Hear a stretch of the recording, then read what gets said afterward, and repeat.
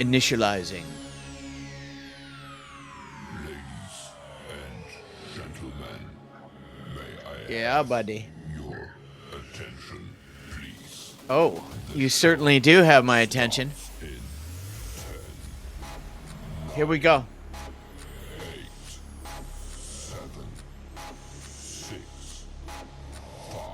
Welcome back to the wonderful world of the Canadian Bro Show. The first iteration, all things Canadian with Pauly and Johnny. go.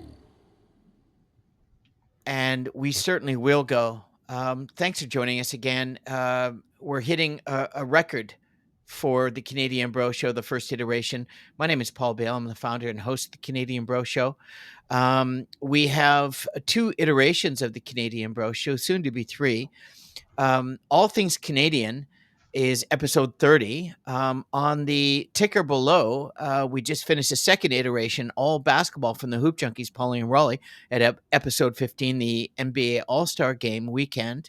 And Johnny and I are now working on episode 30. We are not live, but it will be in a few days. It is our favorite, or the best, or both, spectacular blockbuster films. And it's quite broad in its extension. And generally speaking, blockbuster films by Hollywood standards and international standards are films that have tremendous budgets and big stars. And they have spent a lot of money producing and executive producing and CGI and all the behind scenes and bringing in the top talent in the world. And generally speaking, you're basically looking at supposedly one of the best films you ever see in your life. And that's what they hope for. In some And, cases. and joining me on this journey once again is my partner in crime and good old friend of over 50 years, Mr. John Leister, the Hello, co-host. everybody. Thanks for tuning in.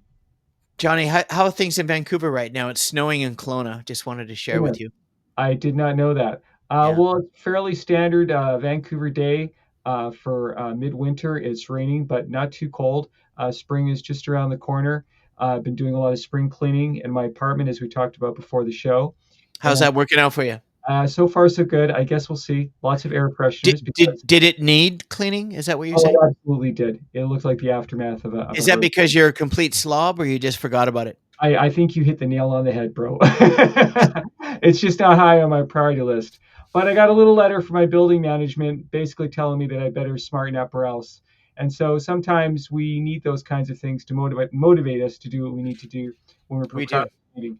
I uploaded another Lee Hacklin mystery. This one is called Guilty as Accused. And the district attorney is murdered.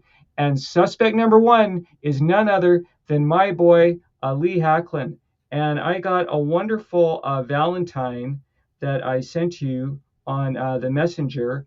This is I don't know if the people can see this or not. I saw it. This is a representation of my character, Lee Hacklin, who's a private investigator. And this is one of my books, Family Lies. I want to give a shout out to a woman named Judy McPherson White. She runs a Facebook group page called Author. And she, on her own volition, she doesn't get paid to do this. Nobody asked her to do it. I didn't ask her to do it. I remember the first time I saw one of these online, I just about lost my mind. She designs these wonderfully creative ads for independent authors like myself. And so that was the best thing that happened to me this week. And I'm all too happy to share it with anyone who will give me the time to let me do that. Well, speaking of which, you should have a medium where you should be able to share a lot of your talented writing and these. I saw it myself, and she does a great job. But you really need to have another medium aside from this channel. Of course, we'll advertise it, and we will talk about it as we do. But the Canadian Bro Show is an excellent vessel, but it's not the only one. In the meantime, that's good to hear, and I'm really proud of you. I saw it. I like it. It's really good. The hair needs to be worked on. Doesn't really look like Jan Michael Vincent. No, the hair is in his prime. Wrong. If I'm going to get super nitpicky, Lee has beautiful, long, feathered 70s hair like Leif Garrett. That's how I envision. But other than that, he's pretty spot on. I would definitely cast the guy. And Lee's not a dour guy. He's a smiler. He's usually in a good mood most of the time. He's pretty cheerful. He's a pretty cheerful hero when he's not smiting evil. Listen, I'm glad he's a pretty cheerful hero. I really enjoy that. And it's probably what I wanted to hear today, more than Good. any other day. But getting back to our this film genre, and Johnny and I, we do all things Canadian. We always try to talk about Canadian talent, regardless of what genre it is or what subgenre it might be.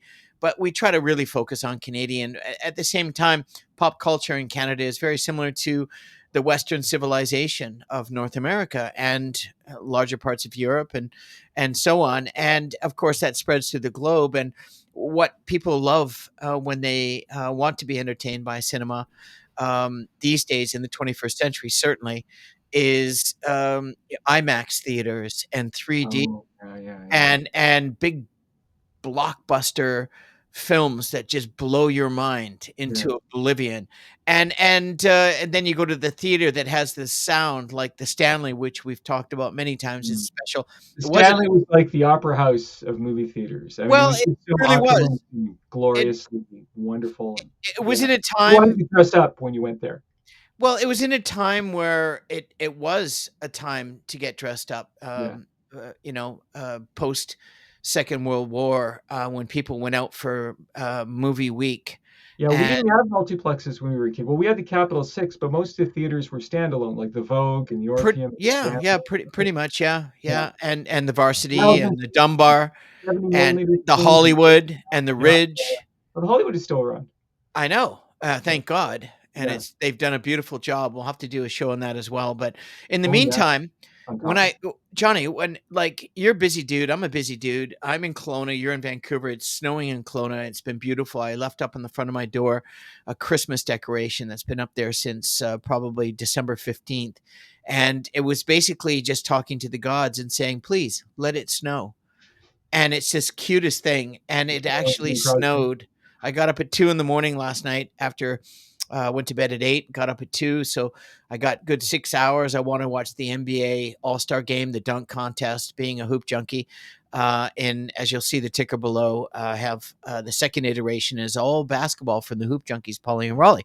So, you never stop being a hoop junkie. You never stop being a film lover. It's just when you find time to do it. And I had to find time at 2 o'clock in the morning to get it out of the way and enjoy it so that I can have a reference point when we do episode 16, which will be the continuation of the NBA season as it moves forward. But getting back to today's show, to you, Johnny, growing Yes. up, comic books Mm. and movies, Yes.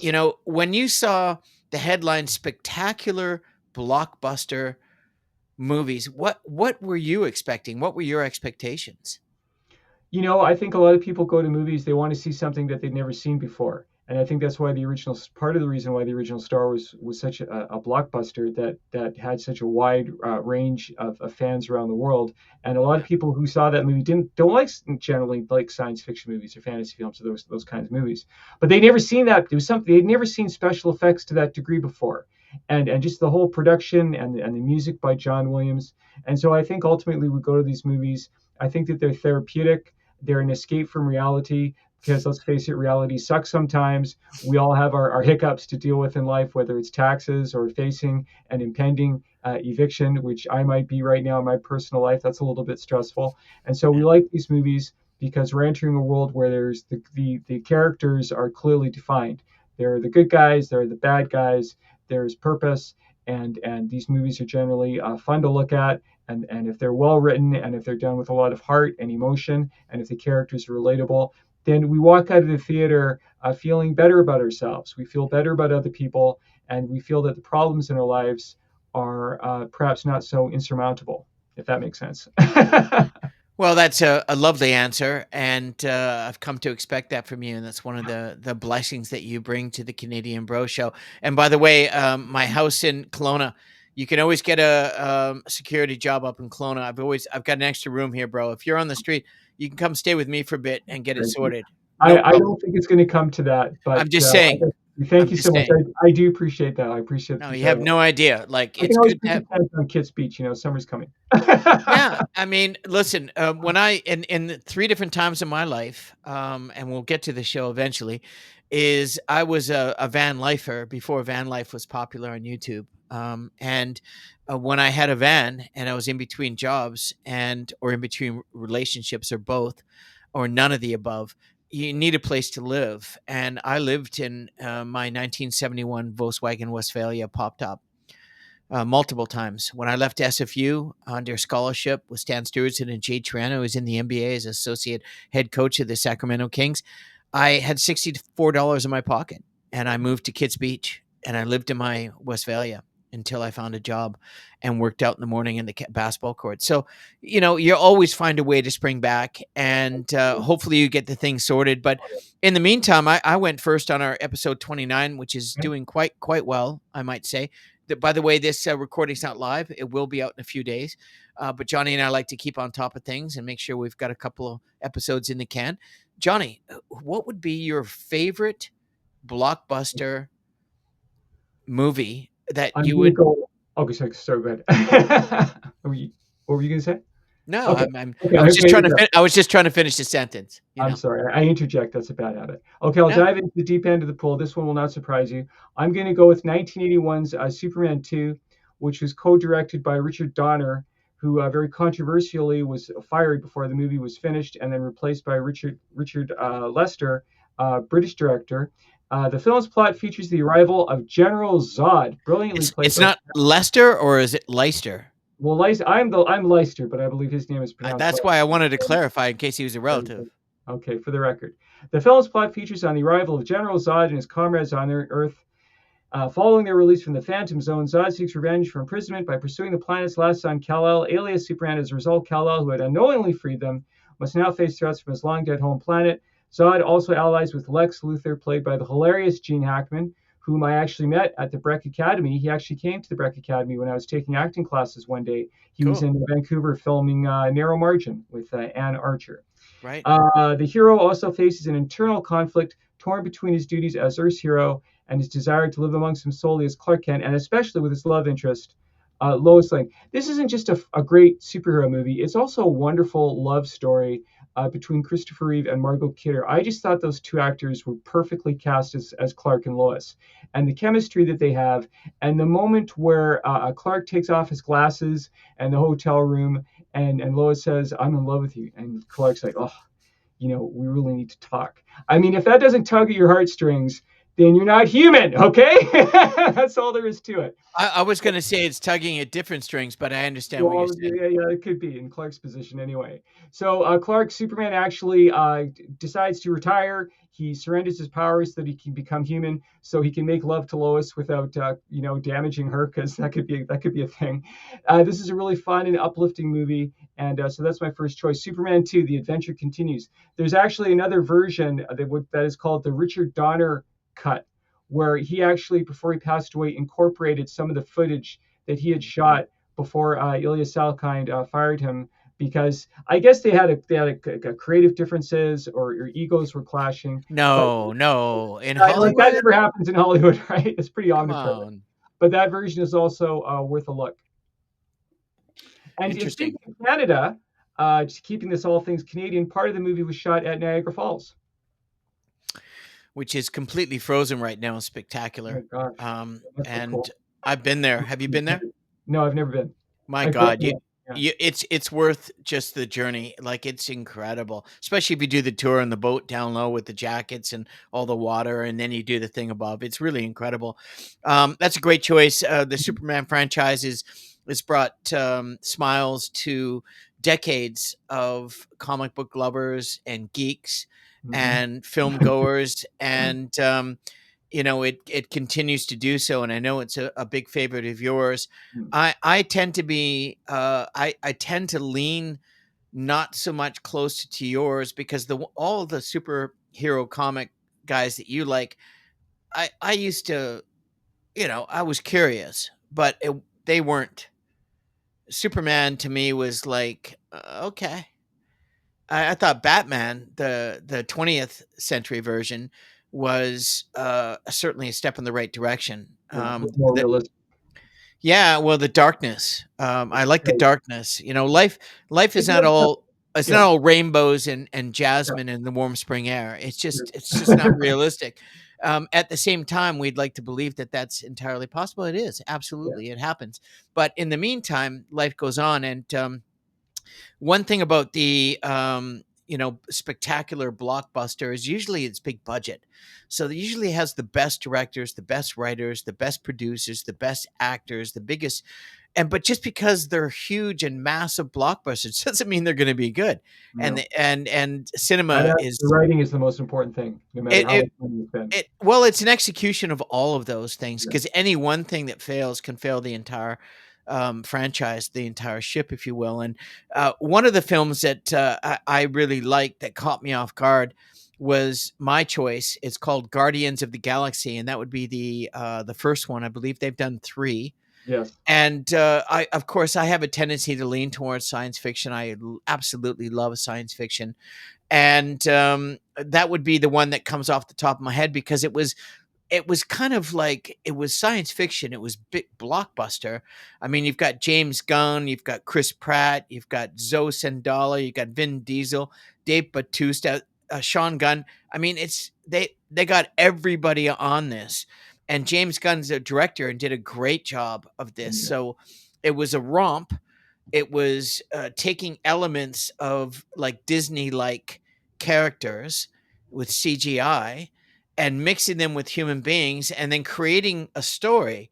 And in this film, Peter Quill, who is Chris Pratt, he does a great job, and a group of extraterrestrial criminals on the run after stealing a powerful artifact. Brash space adventurer Peter Quill, Chris Pratt, finds himself in a quarry of relentless bounty hunters after he steals an orb coveted by Ronan, a powerful villain. To evade Ronan, Quill is forced into an uneasy truth with four basket cases, disparate misfits. Quill is forced to deal with a gun-toting rocket raccoon. I know that Mm. just sounds absolutely bizarre, but it works, and he's It does. hilarious. I love it. Yeah. And then a tree-like humanoid, Groot, which is honestly, I think it goes into the Hobbit series and the Tolkien series, but Groot is fabulous. He's a great guy. He speaks English. He only has one word, Yeah. and Not yeah, very. it's just really Vocabulary is wonderful. very limited. Yeah, very much, but he's still charismatic and he's ginormous and he's the guy you want on your team. Mm. Enigmatic, Gamora and Vengeance. They always have to have a vengeance-driven Drax the Destroyer. Mm. But when he discovers the orb's true power and the cosmic threat that it possesses, Quill must rally his ragtag group to save the universe. And it was a Critics' Choice Movie Award for the Best Action Movie. It's definitely big budget. It is a blast and so much fun and really well done. And there's two more. I haven't seen second or the third. Yeah. Have you seen all of them or one of them? I have. They're great. They're good, but I think the first one is the best of the three. Kurt Russell plays Peter Quill's father in the second one, so it's worth Oh, seeing. cool. Yeah, I'm a big fan. A big yeah, me fan. too. Yeah, he's great. But I have seen this film. I really enjoyed it. I will see the second and third because it was really good. I'm pretty much sure that nothing can beat the first because the first is Yeah. really good. Johnny, who do you got next? Like a first love and great soundtrack too. Okay, I'm going to go with a movie that's a little bit more down to earth. Another Richard Donner film, one of my favorite directors, 1987's Lethal Weapon, written by Shane Black. It was the first screenplay he sold to Hollywood without an agent. Mel Mm. Gibson and Danny Glover. Mel Gibson plays Martin Riggs, a former Green Beret who becomes an LAPD detective. He's become suicidal following the death of his wife and veteran officer and family man, Roger Murtaugh, work together as mismatched partners. This kind of started the whole genre of they hate each other and then they have adventures together and then they love each other. And what I loved about this movie back in the day, what struck me, it was the first action movie I'd ever seen where I understood the psychology of the hero. You know, you see these movies and you see these people putting themselves into harm's way all the time, and you wonder why they do it. Do they do it just because they have a good heart? Well, that could be the case. But this guy, he actually wants to die. And there's a scene early in the movie where he's on a drug bust, and one of the drug dealers has a gun pointed at him, and he actually grabs the guy's hand, he puts the gun in his mouth, and says, "Shoot me, it's fine. It's absolutely fine. Shoot me, kill me, do it now, do it now." And then he headbutts him and takes the gun away from him. This started a whole franchise. I enjoy all of the sequels, but again, like a first date, like a first love, that first Lethal Weapon. It was a really special movie, and I remember the scene where Mel Gibson is trying to talk a guy out of committing suicide. They're standing on a rooftop, and Greek's like, "You want to jump? You want to jump? Let's go." So he puts the handcuffs on him. He puts the handcuffs on himself, and they actually jump off the roof. And everyone in the audience gasps. They're like, "What? Is this like the ultimate surprise ending of all time?" But it turned out there's an airbag that we hadn't seen before that moment. It was a really thrilling moment. So Lethal Weapon, absolutely one of my all-time favorite movies. Yeah, I mean, and of course the blockbuster, the money that was made from that series was incredible, and it was, Mm. it's going back so many years. When was what was the year of that? You talk about the 19, original one, right? yeah, 1987.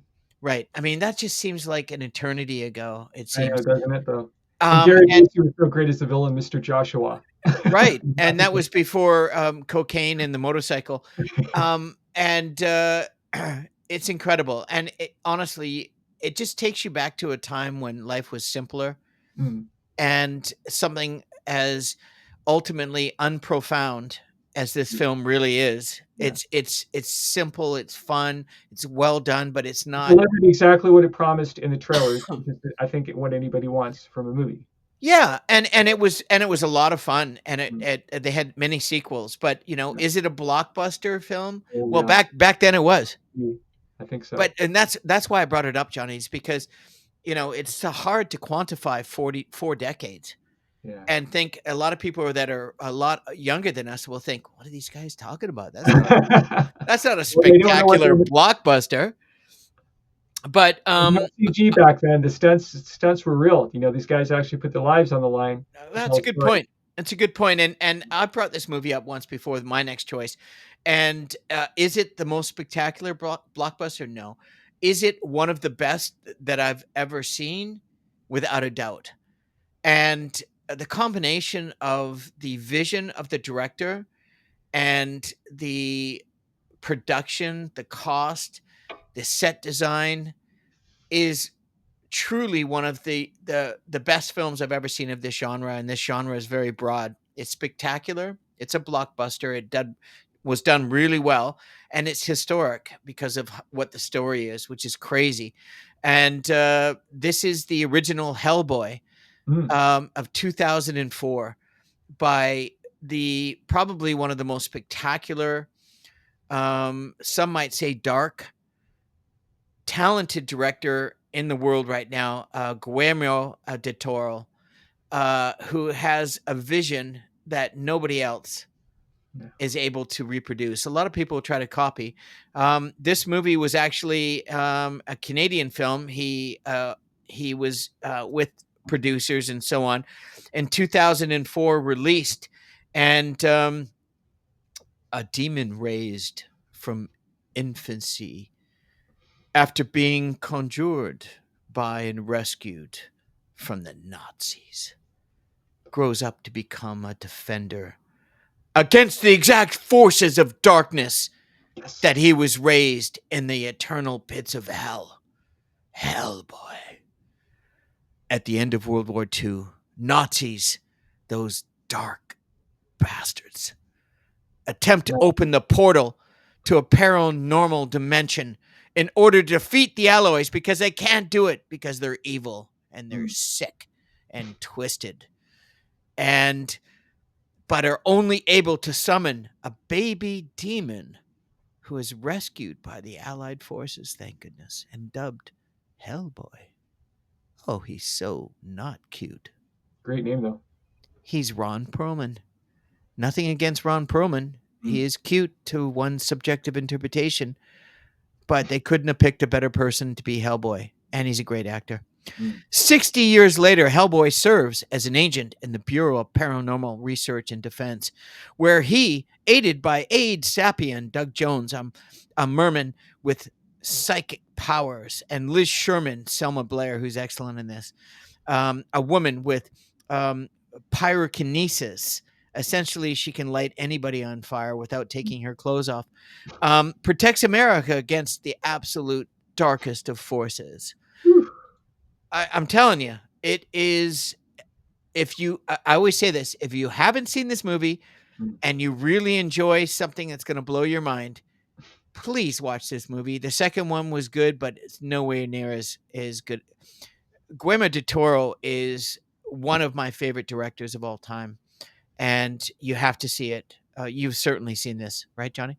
I have seen it and I enjoyed it, but honestly, I remember Selma Blair, but I barely remember it. I remember his horns. His horns broke off.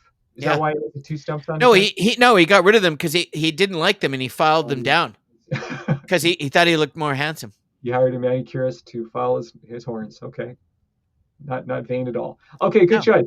My next choice is going back a few decades, 1988's Die Hard, directed by John McTiernan, who's really the top of his game. He also directed Predator and The Hunt for Red October.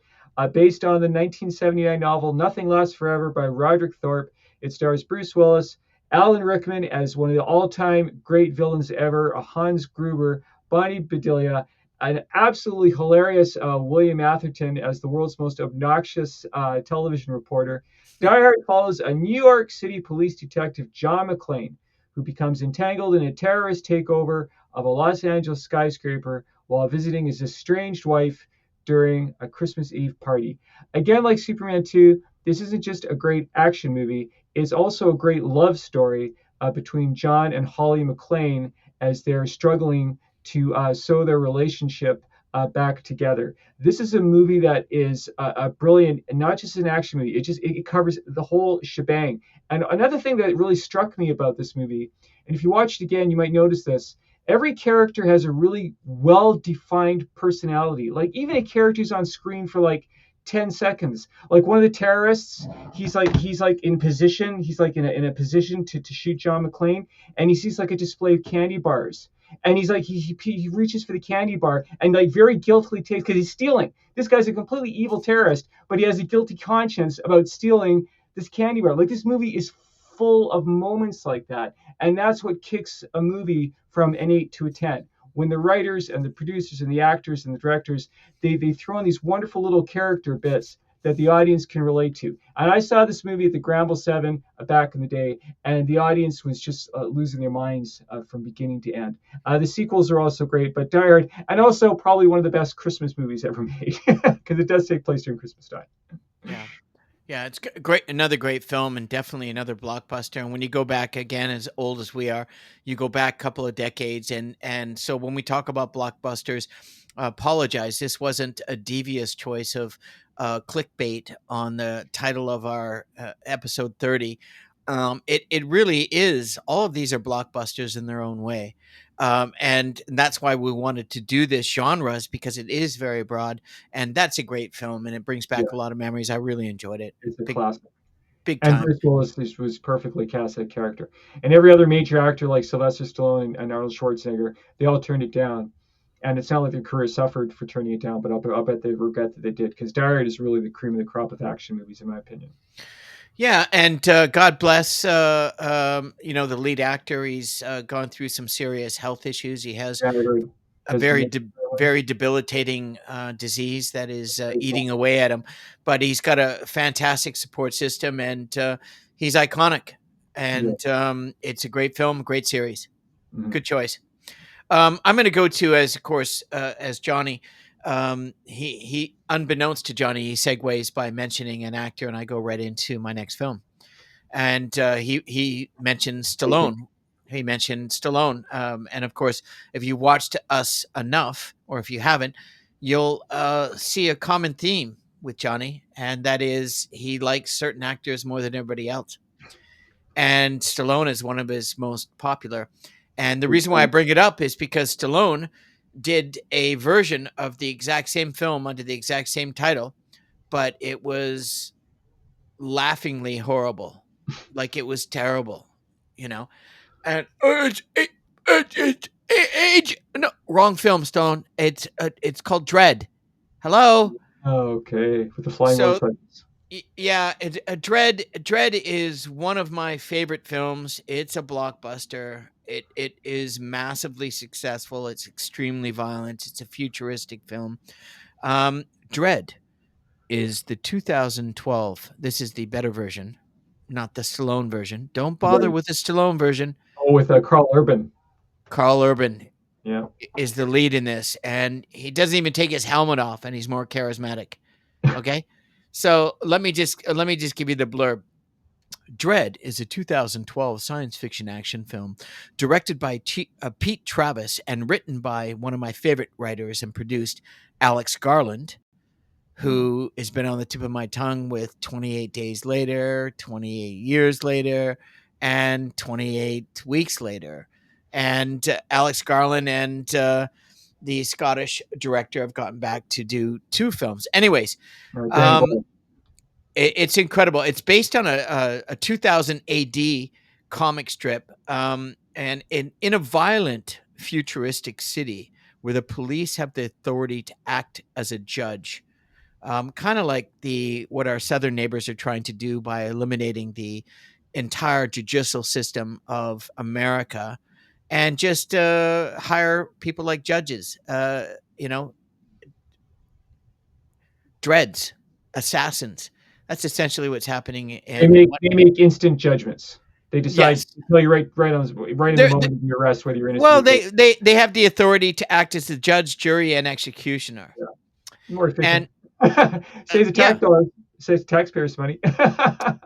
that's the way that the new regime that's running the most powerful country in the world in the South is trying to do. They're trying to eliminate all three areas. But let's just get back to the movie because it's really quite. It could actually be 100 years in the future of what they're trying to do down south right now with the current regime. Mega City One is a vast, violent metropolis where felons rule the streets, where gangs rule any rule of law. The only law really lies with cops called judges who act as a judge, jury, and executioner. And Dread, gotta love the name. Mm. Carl Urban, who is fantastic in this without taking his helmet off. He doesn't need to. He's just incredible. Very charismatic, handsome dude. Really pulls it off. Is one of the most cities feared. And of course, if you watch this movie, you'll see why. One Day Dread is partnered with Cassandra Oliver Thirlby, a rookie, of course, with powerful psychotic abilities leading into the last film we talked about. A report of a terrible crime sends Dread and Cassandra to a dangerous area controlled by Mama, the talented and effervescent Lena Headley, who's incredible in this movie as an evil drug lord who will stop at nothing to protect her empire. This is one of the most exciting films from director Peter Travis. It was produced in Canada in 2012 and it won numerous awards. It is a vision. It's a $50 million. From the start of the film to the end is nonstop. And I did a kill count as best I could, well over 300. Now I have not seen this movie, but I have seen The Raid. It's kind of similar in story wise, right? Where he's going up Johnny, to different y- tiers. yeah, it's very interesting how one successful film in 2012 could be replicated by a different Yeah. subjective interpretation in a different country. And we've talked about Raid 1 and 2. 1 is incredible. I've 2 seen them. is They are absolutely amazing. they're incredible. It's So great. yes, that is a great observation, Johnny, and I would say that they are very synonymous and parallel Mm. on many levels. Both, all of them, fantastic movies. First Dread with Stallone, skip. Do the Call Open one, 2012 with Pete Travis, and if you want to see and you really enjoy that, watch the Raid 1 and 2. Good point, Johnny. Yeah, Thank you for they're that. great. Very good. Okay, my next choice is Batman Begins, 2005, directed by Christopher Nolan, written by Nolan and David S. Goyer. Christian Bale, Michael Caine as Alfred, Liam Neeson, Katie Holmes, Gary Oldman, an actor we've referenced many times before, Cillian Murphy. The film reboots the Batman film series, telling the origin story of Bruce Wayne from the death of his parents to his journey to become Batman and his fight to stop Ra's al Ghul and the Scarecrow, terrifyingly played by Cillian Murphy. Remember that creepy mask he had? Yeah. The stuff of nightmares, from plunging Gotham City into chaos. This, to me, now a lot of people say The Dark Knight is the best Batman movie, and I don't disagree with that. But the thing about The Dark Knight is that for me, it's a little bit too dark. This one is much more uplifting. And as I watch this movie unfold, I remember thinking, I really don't need to see Batman. in this movie. Christian Bale is just so engaging as Bruce Wayne, and his quest to cleanse Gotham City of corruption, and to become the very best version of himself, and the music by Hans Zimmer, and the moment where he he receives some news from Rachel, played by Katie Holmes, and he pushes the keys on the elevator, and he goes down the elevator, and the music, and he's running down the hall, and he opens up the closet, and there's the bat suit. I just get off on stuff like that. The moment where the ordinary guy becomes the superhero. Like, I have to see that in every superhero movie. If I don't see that, I always feel a little bit disappointed. Just that moment where the ordinary guy becomes the super guy, and he's going to save the day, and he's going to set things right. And this movie is so smartly written, and you have to keep up with it as it goes along. It's also really fun, and the chemistry between Christian Bale and Michael Caine as Alfred is really a very wonderful father-son type of relationship. So Batman Begins, which next to say the Michael Keaton version in 1989, I want to say is my favorite Batman movie of the entire series. Yeah, no, I agree with I don't agree with you on that, but I do agree with you on this film, and Michael Caine makes any film better. Yeah, And Christian Bale apparently is a third cousin. I'll just leave it at that. Bale, another Bale. Yeah, they're all over the place in Leicestershire, Wales. Yeah, it's a true story. But if you believe my Uncle Reg, he's no longer with us, so I'm can't give sorry. it credibility. He could say anything on your death wish. But in the meantime, great film. Yeah, I, and I it was really. So I just want to say one more thing. It was really the first Batman movie since the first Tim Burton movie that where Bruce Wayne was the main character. Because the other movies they paid so much attention, it was all about the villains. It was all about yeah, let's get the biggest stars and let's have Mister Freeze and Poison Ivy and Two Face and Riddler, and Bruce Wayne was almost like a supporting character in those movies. yeah. The whole point of Batman is you want it to be about Batman, and this movie goes into every aspect of his origin. How the Batmobile and discovering the Batcave and designing the suit, and it's not boring. No, It's a wonderful origin story. it's very detailed and concise, and the set design and cinematography and direction. Oh, it's It's really. it's my favorite Batmobile, the Tumbler. I think the Oh my Tumbler, god. right? I The Tum- love this movie. yeah, And I would mention the darker one because I'm open to darkness. I'm not scared of darkness. I've experienced some darkness in my life, and probably will again. In the meantime though, I'm surrounded by the white light of love.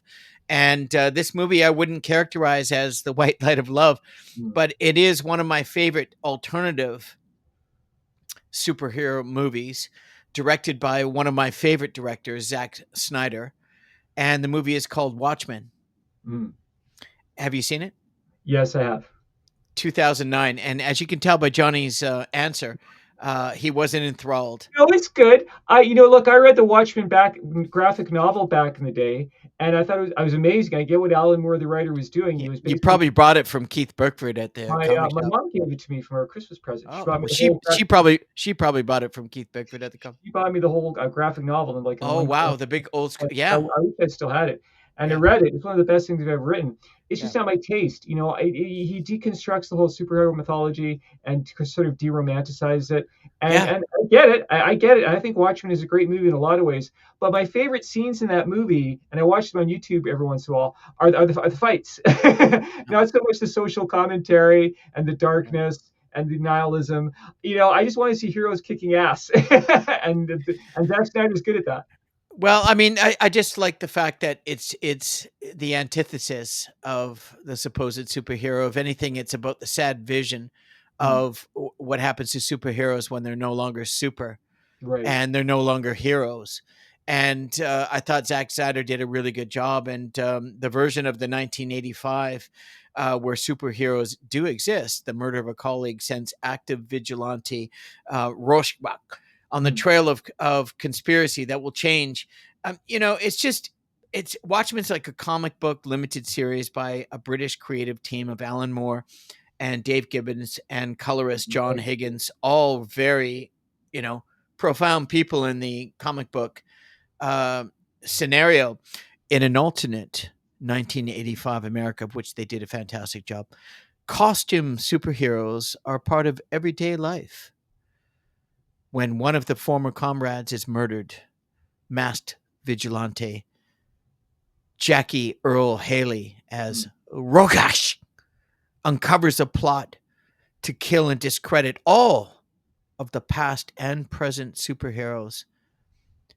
Many of them are actually not superheroes anymore. They're just regular Joes trying to hang on to every thread Well, they of they passed a law in the story banning superheroes, didn't they? yes, I'm yes, recalling the story now. yes. Well, there we go. Recollection is a beautiful thing. As he reconnects with all of his retired associates and not so retired, some of them just can't give up because that's all they have. Only one of them has true powers. Mm. Rorschach glimpses a far reaching conspiracy involving their shared past and catastrophic consequences into the world's future. This film is you need to watch it again to really grasp what they're trying to get across. And I think it's a fantastic anti Mm. superhero film Mm. that digs more into what happens to superheroes when they're no longer heroes or super. Right. And I think Zack Snyder does a fantastic job, and I've seen it probably 5 or 6 times. I Yeah. think it's a great film. Yeah, I mean, I like how Alan Moore really dug into the psychology of a kind of person who would dress up in a suit and risk his neck night after night. And I remember one character, I think, I can't remember the actor's name, but he played Night Owl, who's sort of the analog to Batman. He, Yeah. he basically could only perform while wearing the suit. Like he just didn't feel good about himself until he put on the suit, until he became another person, because he probably didn't like himself unless he was wearing the suit. So I thought that was a really interesting aspect of that story. Okay, my Yeah. next choice is going way back in time, all the way back to 1920, believe it or not. Dug this one out of the well. The Mark of Zorro, starring the amazingly charismatic and supremely athletic, and this guy was one of the Jackie Chans of his day, Douglas Fairbanks. The genre-defining swashbuckler adventure was the first movie version of The Mark of Zorro. I watch this movie maybe once a year on YouTube. It's about an hour and 10 minutes. It's silent, and it's so politically incorrect. It's so much fun, and Zorro is such a. I've always liked the character of Zorro. He's just such a gay in the old-fashioned sense of the word, and like supremely cheerful and defying corruption at every turn. And I love the whole double identity. This is one of my favorite aspects of the superhero genre, as I alluded to earlier. He affects this sort of foppish, very effete, supercilious son of an aristocrat, Don Diego, during the day, and then at night he's the dashing, heroic, and fearless swashbuckling Zorro. And of course, the woman that he loves Zorro and thinks that his alter ego Don Diego is a complete wimp, which he is, but of course it's all an act. And the moment at the end of the movie where he takes off his mask and even his father believes that he's a complete loser is really a wonderfully gratifying a moment. This movie is available on YouTube for free, and it's really fun. The sword fights are amazing, and just watching Douglas Fairbanks, he jumps over tables, he climbs up walls, and again, he was not just a great actor and comedian, he was a great stuntman, and he did everything in that movie. He was like a Harold Lloyd. Remember Harold Lloyd, who did all these super death-defying stunts back in the day? I mean, Yeah. these guys really had huge cojones. So that's my next choice. 1920s, The Mark of Zorro. Wow. I have to admit, I'm a little bit shocked that you went that far deep. Um, The remake by Martin Campbell with Antonio Banderas and Catherine Zeta-Jones is really fun too. Both those movies are great.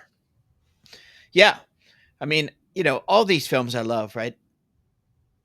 Um, but, you know, when I think about blockbusters, you know, these are not necessarily blockbusters, but like I say, at the time, in terms of how much money they made and what was put into it, they could be considered at that time blockbusters. But really, does a blockbuster in one's mind stand the test of time if Mm. it's truly a blockbuster? And if it is truly a blockbuster, it can be not necessarily a subjective interpretation, but it could be truly based on just how much money it brought in or Yeah. how popular it was. I have to bring up this next film. I've only seen it once, and I saw it with my wife, and it was. I even brought my own popcorn. I brought a lot of popcorn. I put it in my backpack, and I'm sure the security, when they saw my backpack, they're thinking that guy just brought his own popcorn because what Yeah, else? I've had that issue in the past. You They know what let I'm it, saying? yeah. And I didn't care if I got caught because I had a backup, a backpack just in case they caught it. And no, I'm joking. But so I took her to this movie, and I wanted to IMAX and the whole deal. And it was Avatar. And Oh, cool. it was the first one. I've never seen the second one, and I want to, and I know you're not a big fan, Mm. but a paraplegic Marine, everyone knows this film. Dispatched to the moon, Pandora on a unique mission becomes torn between his orders and protecting the world that he feels at home. And as it unfolds, it's like 3 hours long, but you'd never know it because it's so spectacular. And once again, one of my favorite directors of all time, James Cameron, has just outdoes himself again and again and again. I don't know how he can live with that pressure. Every film has got to be better than the last one. It's impossible.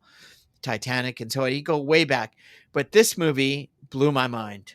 It was by the time it ended, I didn't know where I was. I was in you know I was in Pandora, flying with them or It's a swimming very, with them. I saw it in 3D. It's a very immersive experience. Right. I'm not a big fan of 3D, but the IMAX That was certainly. good 3D. No, no, I'm not either. But Avatar's 3D was sublime. I'm sure. I mean, but look at the film. If you see it just in regular, is spectacular. So regardless of whatever interpretation you see it, it is one of the best films I've ever seen in my life. And this, I think, to me, epitomizes the classic interpretation of a blockbuster, spectacular film, and it stands the test of time, and it will forever.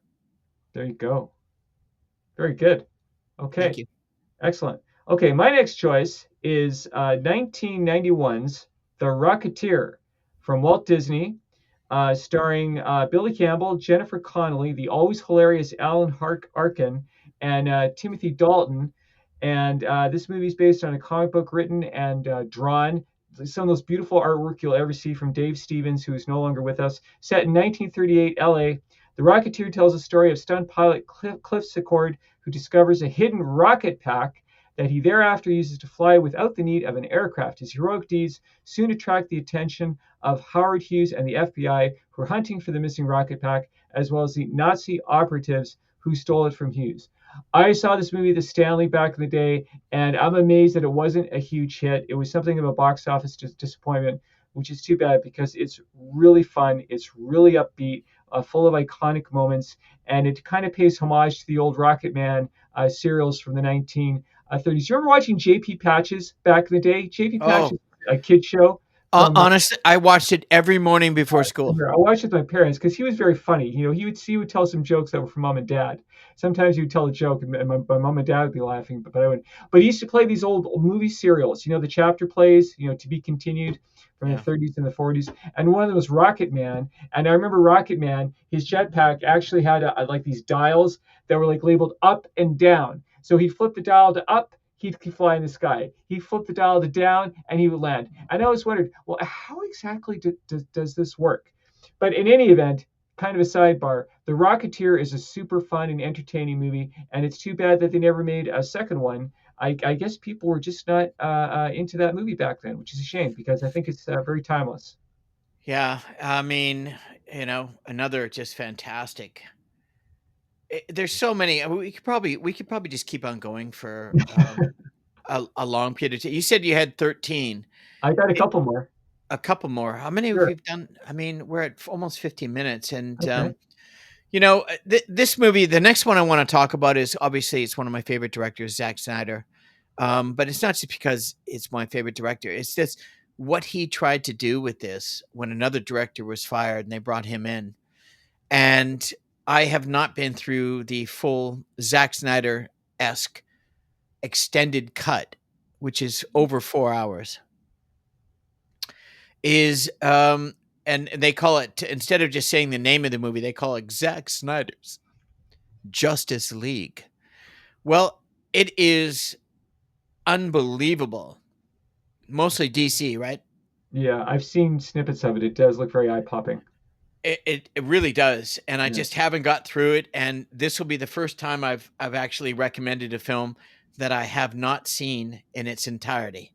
And the only reason is because I promised myself I will get through the entire thing in I two saw the I parts. saw the I saw the Joss Whedon version. Joss Whedon actually took over from I Zack Snyder. Well, I was going to ask you, have you Saw seen that the? version in the theater, and I enjoyed it. I mean, it w- wasn't great. I don't think it was as No, good as some of the Marvel movies, but it was fun. And I yeah, just like that Bruce and Clark weren't trying to murder each other. I like that Superman and Batman actually got along like the Super Friends. That's why I hated Batman versus Superman.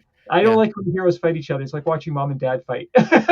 No, but I mean, it's like if you had Batman fight Superman, you know who'd win Yeah, yeah, because Superman's got Krypton. It's yeah, he could kill him with kryptonite, but he has way too many superhero powers, yeah. and Batman has just got a really fucking cool car and a great suit. And No, pardon my French, it happened. I It's know. they say Frickin', people that have a frickin'. potty mouth are very intelligent. At the end of the day, YouTube frowns on it, but it's not like we're doing it intentionally. It I, slips I out. I've heard that word used all the time on other YouTube snippets, so I don't think I think Yeah, that's and I use worse than that, so I apologize, YouTube. But at the end of the day, if I'm speaking from the heart, I'm speaking from the heart. there you go. And this film here is fueled by his restored faith in humanity, inspired by Superman's selfless act. Bruce Wayne enlists newfound ally Diana Prince to face an even greater threat. Together, Batman and Wonder Woman work quickly to recruit a team of specialists to stand against the newly awakened enemy. Despite the formation of unprecedented League of Heroes, and believe me, they come up with every hero you could possibly imagine. I believe there's a dish soap man that apparently is a cleaner, but I could be wrong. He gets whacked early, anyways. Batman, Wonder Oh, Woman, Aquaman, Cyborg, and the Flash. It may be too late to save the planet from the assault of catastrophic proportions in the right. historical, spectacular, blockbuster film that is 4 hours long. Zack Snyder's Justice League. Wow. See it. And if you need 4 hours to sleep, sleep through it. But I am looking forward to watch the whole thing. What I did see of it was very interesting. Yeah. I would like to see the Zack Snyder version. I've seen like 5, 6 minute snippets on YouTube, and it looks like it looks much darker than the Joss Whedon version. But Definitely. the battle scenes are very holy moly. I mean, it's like the Lord of the Rings of superhero movies. Yeah. No, it really is. It really is. Okay. Oh, I've got a couple more. I don't know how long you want to keep going, but my Well, next we can do a couple more each, I guess. okay. My next choice is 2002 Spider-Man. James Cameron was going to direct this movie at one point, directed by Sam Raimi, a screenplay by David Koepp, Tobey Maguire, Willem Dafoe as Norman Osborn, Kristen Dunst. Peter is a high, nerdy but super intelligent high school boy who's bitten by a genetically altered spider. He gains superhuman abilities and he begins to fight crime in New York City after he allows a thief to escape when he had the opportunity to catch him, and the thief winds up carjacking his Uncle Ben's car, played by Cliff. I forgot the actor's name. Cliff Roberts was his name. Cliff Robertson, I believe. Yeah. And so the theme of the movie, which is a line that Stan Lee came up with, he may have been quoting from someone else, which is, "With great power comes great responsibility." And so Peter decides to devote as much time as possible to being a good Samaritan. I grew up reading Spider-Man comic books. I love Spider-Man. He's always been one of my favorite superheroes. I could very much relate to the character of Peter Parker. Stanley was really brilliant at imbuing these superheroes with human qualities. You know, the DC characters, and I was a DC boy too. I read a ton of DC comics as a kid, but they were the characters that you looked up to. You know, they were mom and dad. They were the gods. But the Marvel characters, in terms of the personalities, they were just more believable. They had insecurities. You know, Peter was lonely. He was angry. You know, he's like, why am I doing this? Why am I risking my neck? Nobody likes me. Everybody hates Spider-Man, but he Yeah. kept doing it because it's the right thing to do. And Tobey Maguire, I feel, really captured the nerdiness and the insecurity, but he had the heart of a hero. And to me, that's the appeal of that character. And when I watched this movie, I thought, gosh, you know, the writers really, Sam Raimi obviously was a fan because that movie really is one of the ultimate. And again, that moment where Peter's running down the street and the Green Goblin is attacking New York City and he's running in slow motion and he unbuttons his shirt and he reveals the Spider-Man suit. I lose my mind every time something like that happens in a movie. To me, it's like the most uplifting thing that I can ever see in a movie. Just where the ordinary guy, the guy that everyone takes for granted, the guy that everyone thinks is useless and hopeless and a total nerd, but he's actually the bravest guy in the vicinity. So Spider-Man, and just a great film score by James Horner, and just an unabashedly straightforward adaptation of the Stanley Steve Ditko and John Romita, a 1960s era of the Amazing Spider-Man, which is absolutely one of the greatest comic book series ever created, in my unhumble opinion. Yeah, obviously, Johnny is, in case you haven't noticed, is enthralled with the spectacle that is Spider-Man, and it's one of his favorites, next to Superman and Batman and many others, and he's not the only one, obviously. And I was a fan as well, but I never collected the comic books. I did, however, watch. Sorry, Danny Elfman did the film score. I wanted Well, to Danny make Elfman's a very talented musician. Batman too. Of course. And I used to every morning before school, I used to watch the cartoon version, which was probably one of the worst hacked together.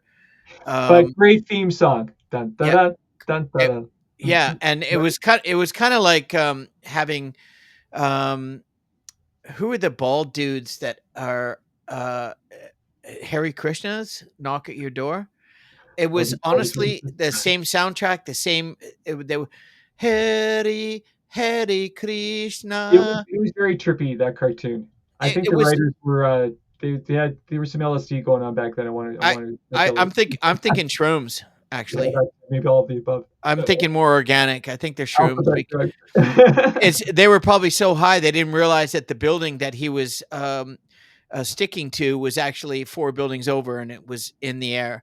It was really poorly put together, but nonetheless, Yeah, I watched they it. didn't even draw all the webs on the costume. It was terrible.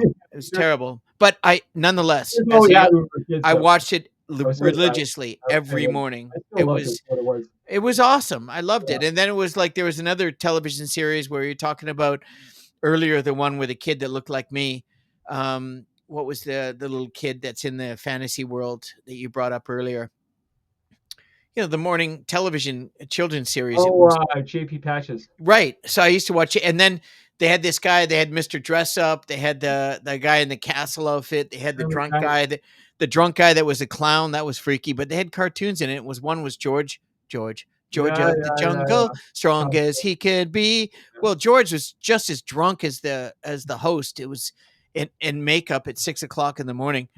But it was fascinating. When you're a kid, you don't care about these things. You just No, want you just yeah. want to start your day with what you need, and that's the love of fantasy, this fantasy world that you're exploring. And Aquaman Mm. would be my last of this. And normally I wouldn't bring it up, and I actually didn't want to see it because I just thought it was going to be some fluffed up Hollywood crap. Oh, I loved Aquaman. I thought Oh Aquaman was my awesome. god, Like, I was blown away. yeah, I went and saw it myself, and I was like, I didn't have any expectations. And I wasn't big on DC comics. I was more into Marvel growing yeah, up myself. yeah, Although I did DC. I mean, I'm just saying, I don't yeah. know, the This was comics of Marvel a little bit more interesting. But they were a little deeper. when you talk about, Aquaman was in 2018, a superhero based on a DC character of the same name, co-produced and distributed by Warner Brothers. They made a ton of movie, and a ton of money on this thing. And once home to the most advanced civilization on Earth, the city of Atlantis is now underwater, kingdom ruled by a power-hungry King Orm.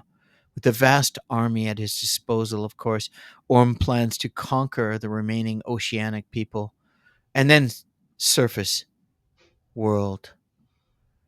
Standing in the way is Akuman, of course, Ohm's half human, half Atlantean brother, the true heir to the throne. With help from the royal counselor, Volko, Aquaman must retrieve the legendary trident of Lanton and embrace his destiny as the protector of the deep. I mean, my God, who doesn't want to watch that? Yeah. What a great intro. And James Wan, who I have no idea, obviously, when you watch the film, there's a lot of CGI, there's a lot of special effects. When you talk about blockbuster films, This thing was unbelievable, and I have to admit, at the time, I was, not of right mind for an intentional reason. I had myself a gummy, and they were legal. And the gummy was a little stronger than I anticipated. My friend Canada's a gave me. very liberal country. Yeah, I mean, it's honestly, it's not a daily occurrence, but I just thought, why not enhance this spectacular experience? There you go. And honestly, I had to unfasten my seatbelt after 2.5 hours went by and realized that it was one of the best films I've seen in at least that year. And I've seen a lot of good movies. It was mind-blowingly good, spectacular, and just eye candy all the way through. And really, at the end of the film, I didn't leave the seat because I believed that I was still fastened to that seatbelt. It was that good. It was the Yep. ride. It was the best 2.5, 3 hour ride I've had in a long time, and it was really incredible. I haven't seen the second one. I don't think I will, because No, I that one. didn't see the second one, but it was not well received, from what I heard. Well, then I'm not missing out, but that was unbelievable. It was so exciting, so fun. I lost myself. And that's Yeah. exactly what we do. You want For to me lose for yourself. me, Aquaman was a breath of fresh air because after Man it came after Man of Steel and Batman v Superman: Dawn of Justice. And those movies are I mean, look, they're great to look at. And Zack Snyder, God bless him, he made the movies that he wanted to make. But those movies are so dark and heavy-handed, and they're Yeah. serious, and they're soul-crushing, and not a lot of humor. And so for me, Aquaman was just like, oh, I can Breath of actually fresh air. Yeah. I'm actually laughing while I'm watching this in a good way. And Jason Yeah. Momoa was just so likable and charismatic, Totally. and likes his beer like me, and so that definitely a win. I'd watch Aquaman again in a heartbeat. Awesome. Well, I mean, Johnny, we'll just wrap it up, unless you want to add That's good. No, I something think we're else. done. Yeah. We're over an hour, so I think we did a good Well, one. plus, and for those that don't know, I'm in Kelowna, in my house in Kelowna, and I'm in my third bedroom, which is my studio. It's an actual bedroom. People come over. I'll just sleep here if I need to, but this is where all the magic happens. Johnny is kind enough to rent a studio. It's free at the Vancouver Library in Vancouver, and we get two Thank you, hours. Library. Yeah, and it's awesome. So we really appreciate the Vancouver Library and having the resources to be able to do these shows. And of course, my web-based software at EVMux makes things a little bit easy if you actually know what you're doing. I am getting better, and I'm trying not to ruin too many episodes because we've lost at least 5 or 6, maybe 7. But we managed to get one back, which was great too, actually. In the meantime, thank you very much for joining us. This episode will be out in a couple of days. Please, our last episode 29, Johnny, do you want to talk about our episode 29 and lead people that haven't seen it on YouTube to go and check We it out? we talk about apocalyptic end of the world movies. We got Doomsday. quite a few views on the first day, which is amazing. And look, everyone, watch the podcast and share your feedback with us. We want to hear from you. And for goodness sakes, we're not just doing this for our own self promotion. We also want to inspire you to do your own thing because life is short. Let's all take advantage of this technology and use it to our advantage and manifest our dreams. Lovely said. In saying that, folks, at the end of the day, if you're enjoying this content, yeah, this is our 30th episode. It will be out in a couple of days. Quite remarkable. I'm very proud of what Johnny and I have been able to do as a team here, and this is something that I've been planning for a better part of 15 plus years. So I'm very proud to be a part of this as the founder and host. My name is Paul Bale, the Canadian Bro Show. This is all things Canadian with Pauly and Johnny.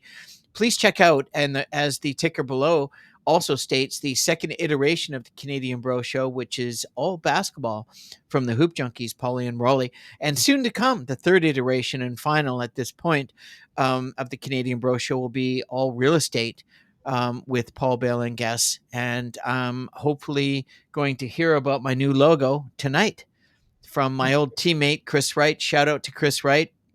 I used to play professional basketball about 25 years ago, and he was my old teammate with the Newcastle Eagles, and he's been kind enough for my 60th birthday. Yes, I'm 60. It's quite crazy. I don't dye my hair. I just You look amazing. shaved. And no, so do you. And the thing is, 60 is the new 45. You go. And at the end of the day, we're really happy to do what we're doing, and I'm very proud to have my talented co-star Johnny Leister, an old friend of over 50 years. And thank you for watching. Please subscribe, like, share, comment, and we look forward to hearing you from the next episode, which will be sooner than later. In the meantime, thank you very much, everybody, and let's put a little, just a little. The closing out theme. Did you bring a book? I've got a book, Johnny. Do you want to do your book first? Sure. I just got this at the library today. The Peregrine Spy by Edmund F. Murray. It's about the CIA and their clandestine activities during the Islamic Revolution of 1978. Wow, And that sounds pretty cool, bro. it's very interesting. I read the first chapter today. And my pun, are you ready? Hold on to your seat. Here we go. Tomorrow is my last day at omelet school. I'm taking my final eggs ham. Thank you.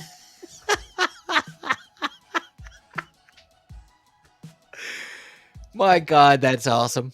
Pun ever. It's seriously, Johnny, you are just extraordinary. According to the source.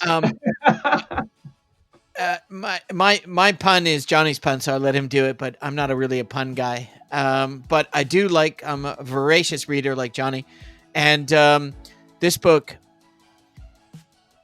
The Full Fee Agent, talks about the benefits and value of what a realtor, a real estate agent, can provide and does provide in their job. It's not simply rolling out of bed, hopping in a Brooks Brothers suit and our Lamborghini and going out and selling millions of dollars. That is less than 1% of all realtors in the world. And if you're a realtor in British Columbia and Canada, that is absolutely not the reality. However, working class realtors like myself, this book describes the understanding of how to accentuate and show people the value that you bring at the end of the day and the worth for the commissions and the time and energy that we put into our career. This was given to me by our old friends, Johnny, Eddie and Danny Romagnoli. Oh, sweet. They were concerned that I was going to fall in love with the YouTube channel and my podcasts and not forget my career as a realtor. And they were kind enough to politely say that your value is much more than you think it is. This is a book that needs to refresh that memory. In the meantime, thank you all for joining us. Again, my name is Paul Bale, founder and host of the Canadian Bro Show. My talented friend and co-host, John Leister, thank you very much for joining. Episode 30 will be up in a couple of days. In the meantime, episode 29 is out, and episode of our second iteration, all basketball with Hoop Junkies, Pauly and Raleigh, is out right now as well on the NBA All-Star Game. In the meantime, we will see you in the next episode. Thanks for joining us, everybody. Thanks, Johnny. We'll talk to you soon, bro.